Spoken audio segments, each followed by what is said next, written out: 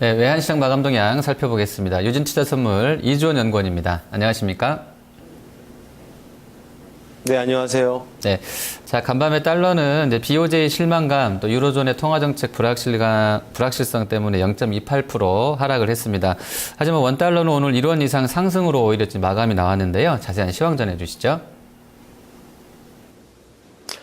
네, 원달러 환율 오늘 어제 종가 대비 1원 50전 상승한 1084원 90전에 마감을 했습니다.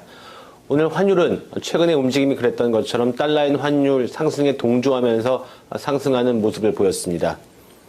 하지만 오늘 환율은 변동성이 큰 그런 모습을 보였는데요. 22의 양적 완화 기대감 속에서 강세 출발했지만 오전장에서 달러인이 급락을 하자 1081원 60전까지 저점을 낮추기도 했습니다. 이후 달러인이 상승 반전하자 역시 동조되면서 1088원대까지 고점을 높였고요. 서울환시가 전반적으로 호가가 많지 않고 시장이 얇은 상황에서 과하게 움직이는 그런 모습을 보였습니다.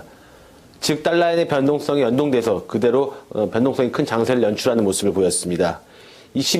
하지만 22 양적 완화 발표를 앞두고 포지션 플레이 역시 제한되는 모습을 보였기 때문에 수급이 팽팽히 맞선 상황에서 환율 역시 제자리를 찾는 그런 모습을 보였습니다. 오늘 환율은 1081원 60전에서 1088원 70전의 거래 범위를 형성을 했습니다. 내일장 원달러 환율도 이 22의 영향권 내에 있을 것 같은데요. 어떤 움직임 나타낼 것으로 예상되나요? 네, 결국 22의 발표의 내용에 따라서 환율의 어떤 방향성이 결정될 것으로 보여지는데요. 결국 20의 양적 완화 규모, 이거 상당히 중요하다고 볼 수 있겠습니다. 현재로서는 22가 약 5천억 유로, 최소 6천억 달러의 채권 매입을 발표할 것으로 예상이 되고 있는데요. 문제는 그 이상 또는 그 이하의 규모라면 환율의 움직임이 의외로 커질 수 있다는 점입니다. 만약에 5천억 이상의 채권 매입을 발표한다고 5천억 유로 이상의, 즉 6천억 달러 이상의 채권 매입 규모를 발표한다고 한다면 환율은 1090원 후반대까지 상승할 수 있을 것으로 보여지고요. 하지만 1090원 후반대에서는 달러 강세의 선 반영된 측면, 그리고 수출업체의 내공 물량 등으로 상승폭은 다소 제한될 것으로 보여집니다.